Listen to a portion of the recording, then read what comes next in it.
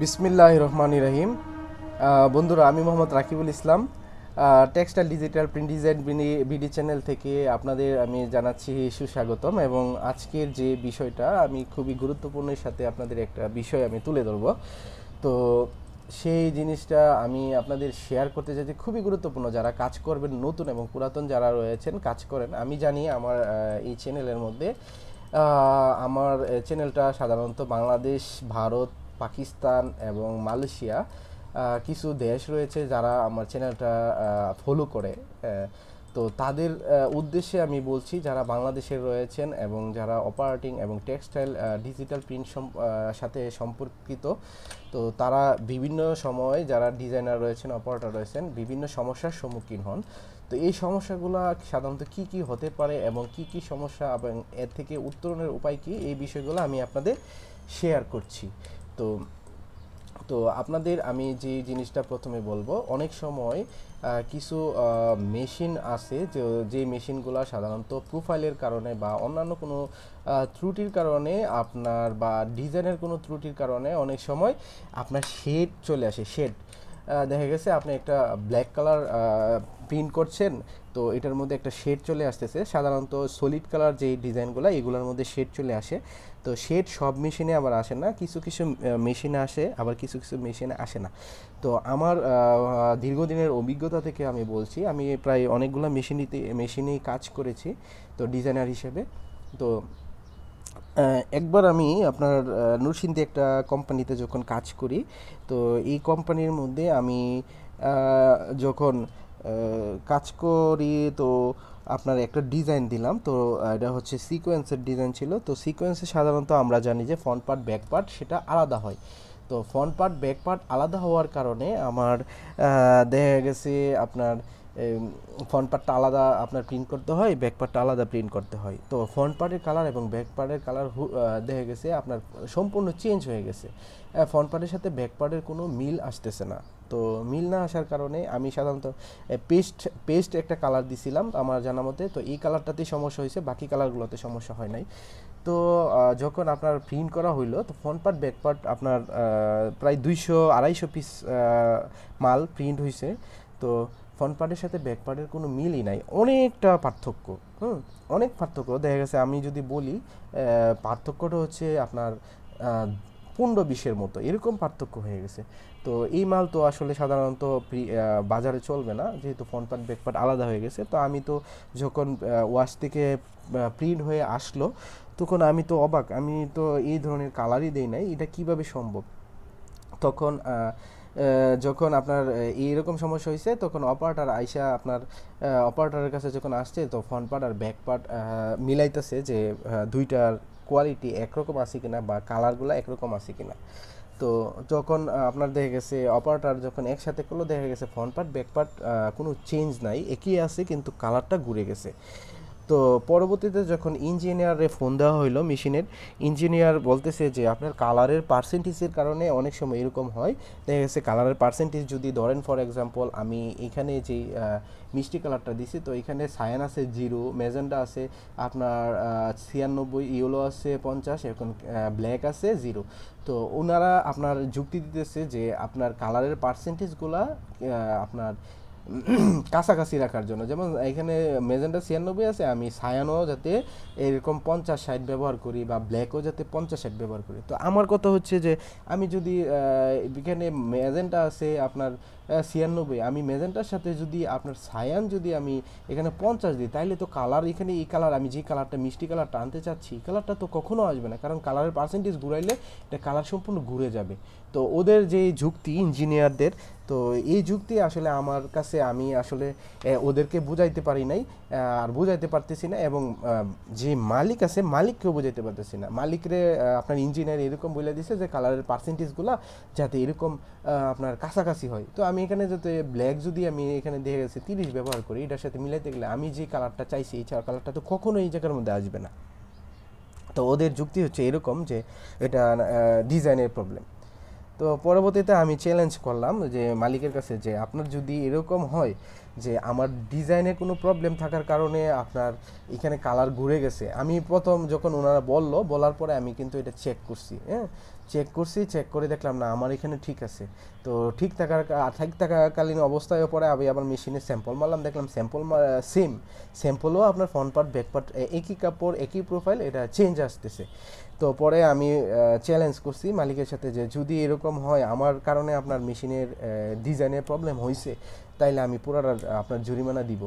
তো এই কথা বলার পরে মালিক কিছুটা একটা আশ্বস্ত হইলো। পরবর্তীতে আমি বললাম ঠিক আছে, আপনার পাশাপাশি তো আরেকটা ফ্যাক্টরি আছে, চলেন আমরা ওই ফ্যাক্টরি থেকে আপনার এই ডিজাইনটা প্রিন্ট করে নিয়ে যাই।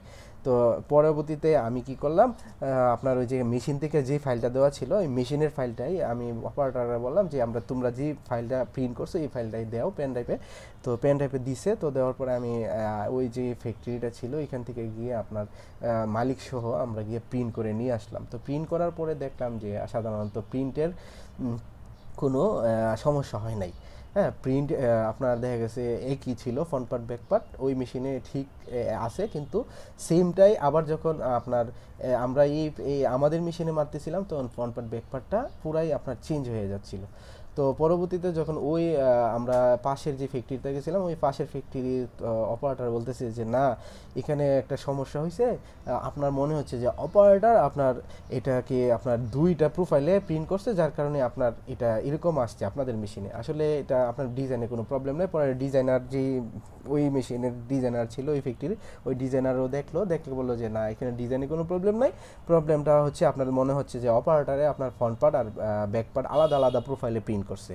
তো এই কথা বলার পরে তো আপনার মালিকে আরও আপনার রেগে গেছে যে আপনার অপারেটর কেন এই টাইপের সমস্যা বা এই টাইপের করবে, হ্যাঁ, ভুল করবে। তো পরবর্তীতে কি করলো, ওই যেই পাশের যে ফ্যাক্টরি ছিল ফ্যাক্টরির অপারেটর এবং ডিজাইনারের সাথে করে নিয়ে আসলো।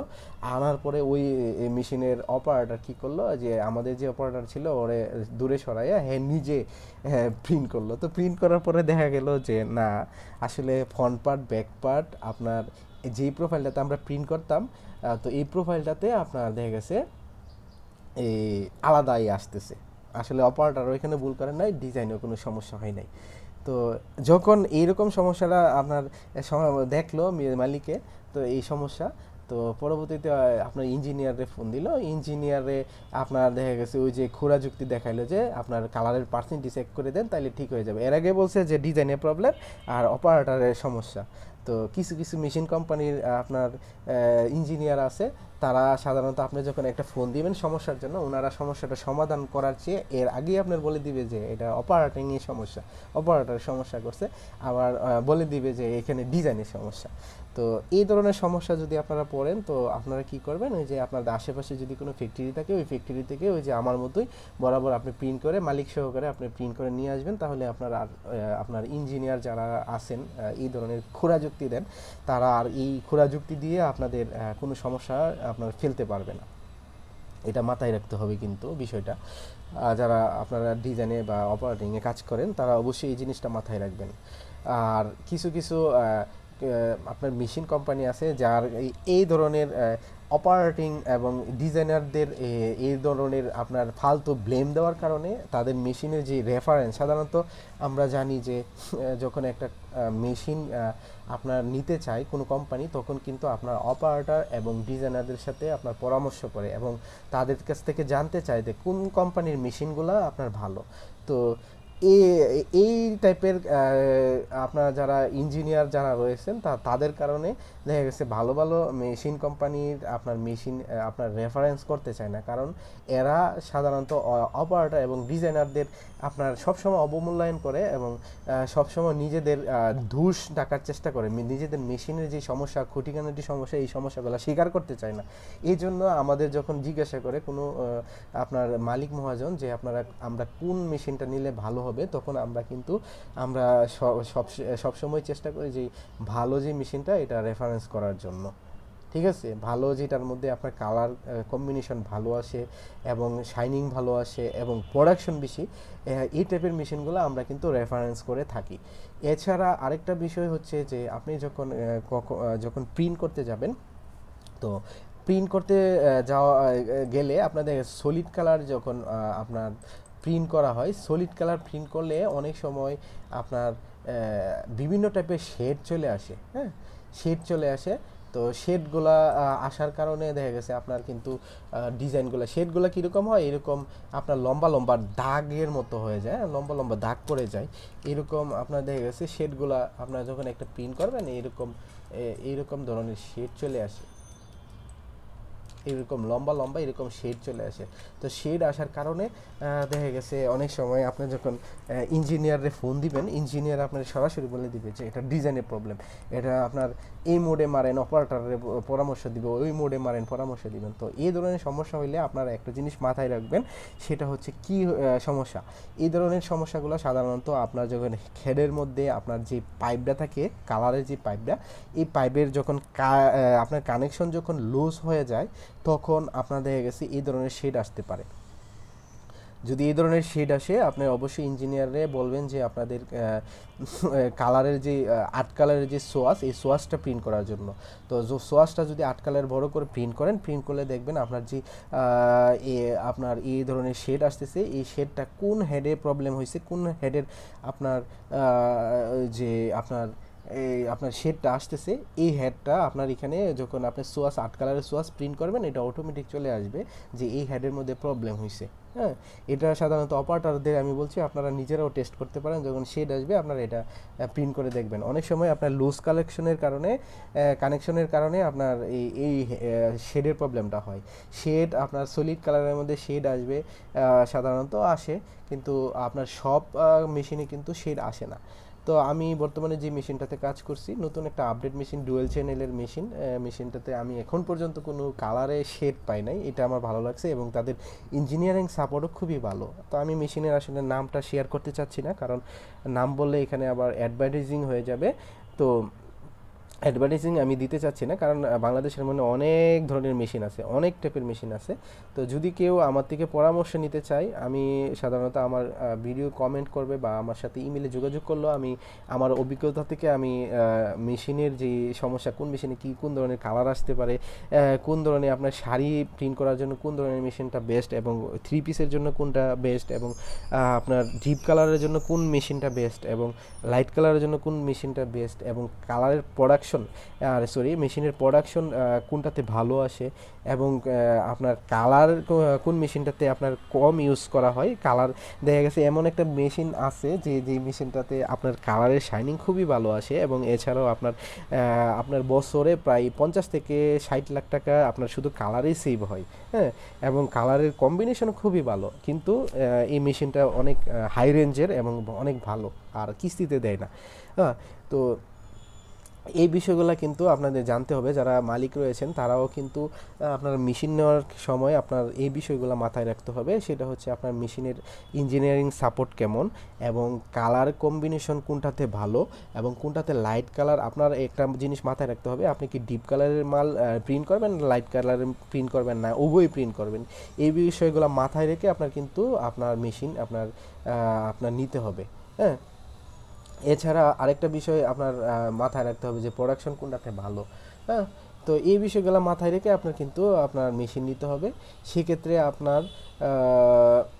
আমি আপনাদের পরামর্শ দিব, আপনারা যখনই মেশিন নিবেন, তখন আপনারা অবশ্যই অপারেটর, ডিজাইনার এবং যারা আপনাদের ডিজিটাল প্রিন্টের সাথে আপনার সম্পৃক্ত, তাদের সাথে পরামর্শ করে নেবেন। শুধু একটা ফ্যাক্টরিতে নেবেন না, একজনের অপিনিয়ন নেবেন না, কয়েকজনের সাথে আপনি যোগাযোগ করে আপনারা যখন নেবেন, সেক্ষেত্রে আপনার ভালো হয়ে যাবে। এছাড়া আবার অনেক সময় অনেকে ফেসবুকে পোস্ট করে বা বিভিন্ন পোস্ট আর কি গ্রুপের মধ্যে আপনার জানতে চায় যে কোন মেশিনটা ভালো। সেই ক্ষেত্রে দেখা গেছে এই গ্রুপগুলোর মধ্যে সাধারণত কিছু মেশিনের আপনার দালাল রয়েছে, তারা কিন্তু আপনার বলে দিবে যে এই মেশিনটা ভালো। হ্যাঁ, এদের কাজই হচ্ছে আপনার এই ধরনের সাপোর্ট করা। তো আপনারা অবশ্যই এই ধরনের কাজ করবেন না, আপনারা অবশ্যই কয়েকটা প্রতিষ্ঠান ঘুরবেন। হ্যাঁ, দেখা গেছে যে মেশিন কোম্পানিগুলো রয়েছে, এদের প্রতিষ্ঠানগুলো আপনার ইঞ্জিনিয়ার বা এদের সাথে যোগাযোগ করে প্রত্যেকটা প্রতিষ্ঠানে ঘুরবেন, এবং অপারেটর, ডিজাইনার যারা রয়েছে এবং যারা আপনার ডিজিটাল প্রিন্টের সাথে সম্পর্কিত, তাদের সাথে যোগাযোগ করে, কয়েকটা ফ্যাক্টরি যোগাযোগ করে এবং তাদের সাথে কথা বলে আপনার ওই ধরনের আপনার যে কাঙ্ক্ষিত চাহিদা অনুসারে আপনি ওই মেশিনটা ক্রয় করবেন। সেক্ষেত্রে আপনার সমস্যার সম্মুখীন হবে কম, এবং আপনারা আপনার ভালো সাপোর্ট পাবেন। আর আরেকটা বিষয় হচ্ছে যারা অপারেটর ডিজাইনার রয়েছেন, নতুন কোম্পানির ক্ষেত্রে আপনারা যখন কাজ করতে যাবেন একটা জিনিস মাথায় রাখবেন, সেটা হচ্ছে আপনার মেশিনে কি কি ধরনের সমস্যা হইতে পারে এই বিষয়টা আপনার মালিকের সাথে আগেই আপনারা শেয়ার করবেন, যে মেশিনে কিন্তু এই ধরনের সমস্যা হইতে পারে, যেমন শেড আসতে পারে বা মেশিনের এই সমস্যাগুলো হইতে পারে, বা প্রিন্টের পরে ফ্রন্ট পার্ট ব্যাক পার্টের মিল থাকতে মানে হইতে পারে আপনার ডিজাইনারের জন্য বা অপারেটরের জন্য, অথবা মেশিনের কোনো ত্রুটির কারণে এই ধরনের সমস্যাগুলো হইতে পারে। এগুলো আগে থেকেই আপনারা ওনাদের কাছে শেয়ার করবেন, তাইলে আপনারা কোনো ধরনের সমস্যা আপনারা সম্মুখীন হবেন না, আগে থেকেই জানাই রাখবেন। আর এছাড়া আর নতুন কোনো কোম্পানিতে গেলে অবশ্যই আপনারা বুঝে শুনে যাবেন, আর অবশ্যই অ্যাডভান্স নিতে কখনো ভুল করবেন না, কারণ নতুন কোম্পানিগুলো কিছু বুঝে না, তারা দেখা গেছে ডিজিটাল প্রিন্ট সম্পর্কে কিছু বোঝে না, যে যেটা বলে এটাই ওনারা মেনে নেয়, হ্যাঁ, বা ওই অনুসারেই ওনারা কাজ করতে চায়। তো সেই ক্ষেত্রে আপনারা অবশ্যই অ্যাডভান্স না নিয়ে কোনো জায়গায় আপনারা যাবেন না, এটা হচ্ছে আমার ওপিনিয়ন এটা। আর আপনারা যেটা ভালো লাগে এটা অবশ্যই করবেন। তো আমি ফ্রিতে আজকে অনেকগুলা কথা বলে ফেললাম, জানি না কার কেমন লাগবে। তো বিষয়গুলো খুবই ইম্পর্টেন্ট। আর আরেকটা বিষয় হচ্ছে আমার নতুন যে চ্যানেলটা রয়েছে, তো আমি দেখি আমার চ্যানেলে অনেক ভিউ হয়, তো যারা ভিউ করেন তারা আসলে আমার চ্যানেলের ভিউ আসে এবং ওয়াচিং টাইমও আসে, বাট আমি অনেক দিন ধরে বলতেছি যে আমার নতুন চ্যানেলটা সাবস্ক্রাইব করার জন্য, কিন্তু ওইভাবেও আমি আসলে সাবস্ক্রাইব হচ্ছে না, কারণটা কি? তাইলে কি আমি আর সামনে ভিডিও দেওয়া বন্ধ করে দিব? আসলে মনে হয় আপনাদের ভিডিওগুলো কাজে আসতেছে না, তাইলে আর সামনে পরবর্তীতে আমি দেখি ভিডিও দেওয়া বন্ধ করে দিতে পারি, কারণ আমার নতুন চ্যানেলটাতে আমি বলতেছি বারবার যে সাবস্ক্রাইব করার জন্য, আপনারা সাবস্ক্রাইব করতেছেন না। আর যারা সাবস্ক্রাইব করেছেন তারা অবশ্যই একটা কমেন্টের মধ্যে জানিয়ে দিবেন, তাইলে আমি বুঝতে পারবো তাদের পরবর্তীতে তাদের সমস্যাগুলো নিয়ে আমি কাজ করব। যারা সাবস্ক্রাইব করেছেন তারা যদি কোনো কমেন্টে বলেন এই সমস্যা বা এই টাইপের জিনিস শেখার জন্য, আমি তাদের অপিনিয়ন বা তাদের চাহিদা 100% মূল্যায়ন করব। আর যারা করেন নাই সাবস্ক্রাইব, ইমিডিয়েটলি সাবস্ক্রাইব করে ফেলবেন এবং কমেন্টে জানিয়ে দেবেন যে আমি সাবস্ক্রাইব করেছি। সবাইকে ধন্যবাদ এবং ভালো